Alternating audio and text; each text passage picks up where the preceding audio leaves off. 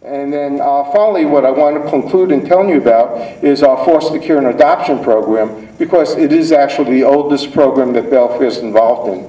As you saw with the video clip, we have a long history of doing adoption with this agency. And I think if you caught it real quick, we're even opening up offices in El Salvador as we sit here today. And it was through our foster care and adoption program that I had the pleasure to become involved with Dr. Margot Lacey, who's the director of the psychology department of a sister agency in New York City. And Margot has a fascinating story to tell you, and I'm going to let her tell you herself, of how she's related both to Belfair and United Way. So with that, I'd like to welcome Margot, and there she is, and turn the program over to her.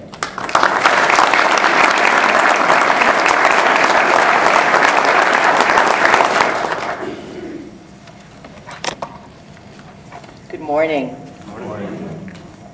I'd like to thank you so much for the opportunity to share my personal story with you here today. I am extremely grateful to be a beneficiary of your important and meaningful work with the United Way and Belfair, and to share how your work impacts people from all walks of life. United Way and Belfair have deeply touched my life in a magical and miraculous way. My story begins as the oldest child growing up in a family of 4 children. I always had a childhood dream, a wish, if you will, of having an older brother. I'm not sure where this wish came from, but the feeling of having him was always with me. In fact, I'd even go so far as to pretend that my older cousin was my older brother. Well, time goes on, and as an adult, we're taught we have to give up or relinquish our childhood dreams and face reality. Yet on January 31st of 2006, I learned to my complete shock and disbelief that my dream of an older brother was in fact a reality. My siblings and I decide that I will head up the search because of my affiliation with JCCA. And as it turned out, with one phone call, I connected with Belfair, the agency that my brother had been adopted through. I learned firsthand why Belfair has such an outstanding reputation. I have tremendous respect and admiration for the work and the professionalism not only of Belfair, but of Miss Beth Brindo, who with exquisite sensitivity and care guided me. I had been the professional all these years. Now I was the client.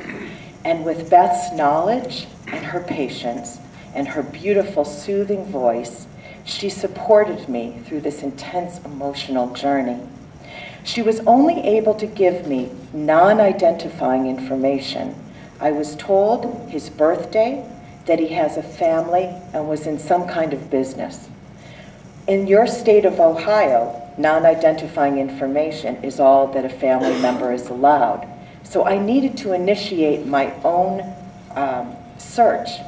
So I'd like to take you back to the morning of February 7th in 2007 to something that I wrote. I woke up in a wonderful and playful mood. The sky was dark and the sun was just peeking up over the horizon. I find a name from the many hours searching on Google the day before. I told myself I am not going to search for my brother on the internet anymore. My neck muscles were burning from the hours preceding. My brother Ben and I agree it's futile, like looking for a needle in a haystack. I can't seem to stop myself though, or let go, and of what, I'm not sure. So for the last time, I type into Google these words: businessman, adopted, and these are the vital words which I have no idea where they came from. In the recesses of my mind, I typed gives back. 4 down the list, I see an article from an interview with someone related to the United Way. I quickly peruse the article in a rather hyper-vigilant manner, and what pops up is a picture and a very long interview with a name I don't catch. I glance at the picture and my heart starts pounding so quickly that I have to take a breath, because I realize, in fact, I'm not breathing, I've gasped, and my brain has figured out something before I can process it. My brain knows that I have found or done something very important. I read the article, but I keep looking up the picture, and I can't comprehend or absorb what I'm reading, and something is happening to me, and I'm trying to calm myself down and capture this all at once, because I know immediately that I have just found my brother. But how can this be? It can't be him. How could I have found him on this early morning on the internet? And oh my God, he majored in history, he was adopted, he plays golf but not very well, and he wants to give back, and he looks like my father and my mother and my brothers, and maybe a little like me. I started pacing, my body was uncontrollably shaking, and I didn't know what to do. I had found my brother who I had dreamed of my entire life. In the article, I learned his involvement with the United Way began as a big brother. Perfect. He spent his life reaching out to others, helping others, and giving back to others in his community. His integrity, his character, his values, and giving back was what his life was all about.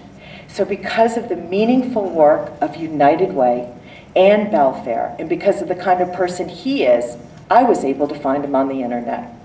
My brother will tell you it's divine intervention.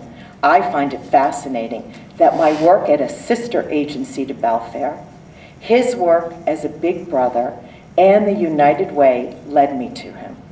Whether it's divine intervention or my investigative skills, it's a magical and miraculous story, and my brother taught me that miracles do happen.